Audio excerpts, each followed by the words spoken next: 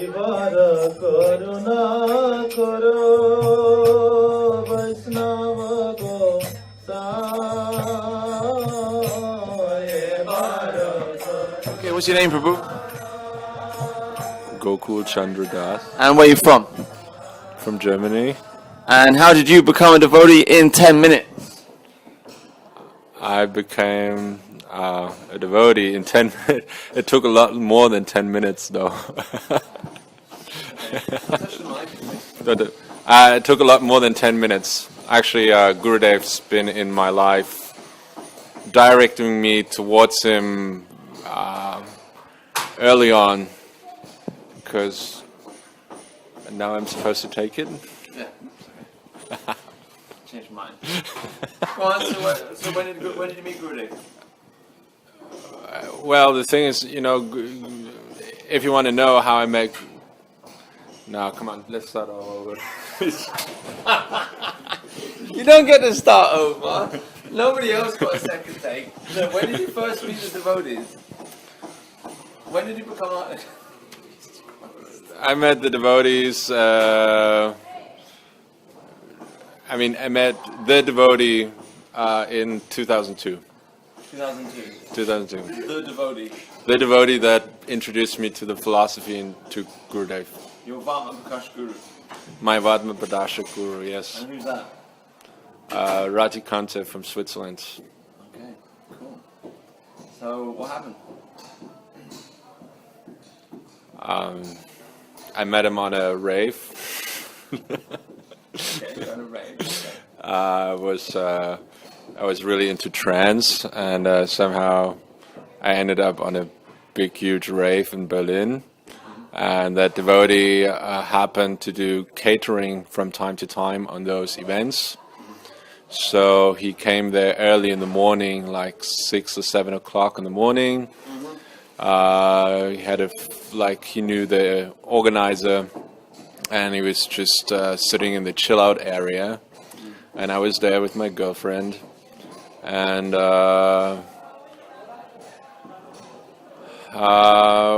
we thought we were intrigued by that person there. He looked pretty shiny, effulgent, and so we just sat down next to him and kind of started talking. And the first thing he asked me is if I know about the Vedas, and then from there we just we had a discussion for about 7 or 8 hours, which we took from the party into his apartment and continued there. And then he invited me back to stay with him, and I did that. I came back like 2 weeks later and stayed like for 10 days with him, crashing out in his apartment, going on a few raves in between. And but most of the time spending with him and discussing philosophy. He's very learned. Srila Gurudev actually told him he wants to make him like Aranya Maharaj, like a long time ago. Probably, he wouldn't tell him that anymore, obviously. And he's the perfect person for me to meet, because he is really cool and he's not, if I would have met one of those hardcore Hare Krishna monks, they probably would have scared me with their whole, non-hippie, no sex, no drugs, no rock and roll. Yeah. And he's kind of, he's not too strict, but at the same time he was very learned. And I was very much into philosophy, and I always had debates and with other people about the world and God, and he was the first one really that could contain me, or in a sense, or defeated me in a sense, or and could probably answer all my questions. So he was mostly quoting from Jivadharma and Bhagavad Gita. He had this huge stack of shloka cards somewhere in his living room that he would regularly memorize. So it was the philosophy that did it for you. 100%. Okay. I mean, I was So into. were you like searching for the answers, or it just happened to stumble across it? I was searching for a long time. Right. Okay. Actually, to go, if I want to say how I met Gurudev, I believe Gurudev was in my life already long time before that, and he gradually led me to that point. Actually, I remember when I met that devotee, I knew instantly in my heart that my whole life, and especially the years preceding, were only meant to get me to that point. I knew that meeting Gurudev and the devotees was something that was waiting for me since birth. And it was only I had to be prepared. So I believe, like Gurudev, when he first time cast his merciful glance onto the Western Hemisphere in '96. That time I was 14, and I did some radical changes in my life. Became vegetarian. I took off my watch. I gave him my camera, all to like, because I had this very distinct certainty that what I learn in school and what society is trying to teach me is not going to help me, and I took education in my own hands, and I was reading many books, also like starting with Huxley and Orwell, Brave New World, 1984, and then gradually from there went a lot into history and stumbled also on Stephen J. Rosen's book, Forbidden Archaeology, which influenced me a lot and made me certain that there's been ancient cultures that were more advanced than our own. So, and then when Gurudev came first time into Germany in '99, that time I was 17, my whole quest, which was first a lot more focused on politics and history and secret society and conspiracy and everything, became a lot more internal, and I went into esoterics and shamanism, and I got to know some. Wow, so you're a shaman. Well, I read Castaneda, Carlos Castaneda, and these kind of books, and Speak to any ghosts? Something, yeah. Anyhow, no, I did like mushrooms and LSD, but all not. Did that help you on your spiritual path? The LSD? No, that because I think it is wrong to think I'm the one who found Gurudev. Right. Gurudev is the one who gradually dragged me towards him, and he used unorthodox means in the way, or he used the karma that I had to gradually drive me towards him, and for me that was part of the journey. I did these things like in a shamanistic, ritualistic way. Okay. And actually, just shortly before meeting the devotee, 2 months prior to that, I only did that with like two very close friends, and we gradually took really high doses of LSD, like 10 to 20 times the normal dose. Oh shit! And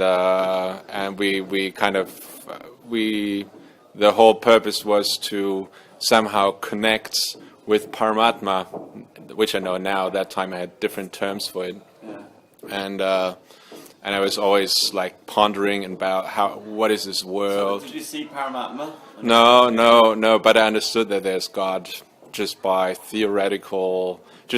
logic, and pondering, what's this world and so on. So what year did you meet this devotee? 2002. 2002, and then when did you meet Gurudev? 2.5 or 3 months later. Okay. So I met this devotee, he introduced me into the philosophy, and then I stayed with him a few times. We went on long walks and had lots of discussions, read Jaiva Dharma together. Right. He gave me like a crash course in Krishna consciousness, basically. Right.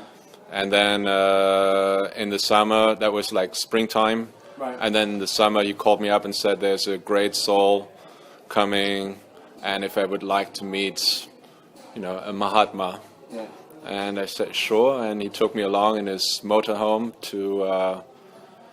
to Holland, Right. and I met Gurudev, and when he came into the hall, that time it was like 200 people there, and when Gurudev came into the hall, for me, I was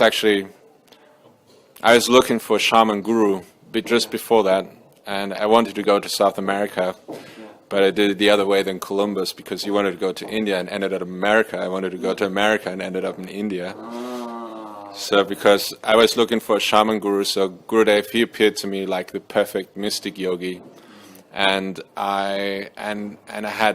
it was to me like if life is like a drama, and at the end of the drama, all the actors come on stage, and the director also, who's hidden the whole time. So when I met Gurudev, it was meeting like the director of life, who's been pulling all the strings, and that now revealed himself to me, and I was That's quite poetic. Nice. and I met that devotee, having gone through all these experiences that made me completely and openly absorb the philosophy of Krishna consciousness, because I had made so many discoveries and realizations myself that completely were in line with that, and that were just put together in a nice, neat conception by our Shastra. And then I basically immediately surrendered to Gurudev, and he gave me Harinam, and I remember when everybody was leaving the room, I kind of stayed back, and then I went to Gurudev, and I bowed down, like just in front of him. He was sitting on a couch, and then I took his foot and placed it on my head. I don't know, I actually didn't know much about, I didn't know about Vaishnava culture really. I was just introduced into the philosophy, but anyhow, spontaneously I did that, and Gurudev just said, "Thank you." And that's how I met Gurudev. Cool. Okay. So basically, once you got into the philosophy, then you just converted, and that was it. It was a change. I'm a seeker of truth. So, any advice for new devotees, how they can become a devotee in 10 minutes? Well, honest reflection, and going on the quest for the answers in life. What is it? Atata Jnana Vigyasu. To seek the answers of life and being satisfied with nothing less than the very best and the absolute and nothing but the truth. No guru, that leaves any doubt, and that's less than Srila Prabhupada or Jesus Christ. Okay, Prabhu, thank you very much, and Hare Krishna. Hare Krishna.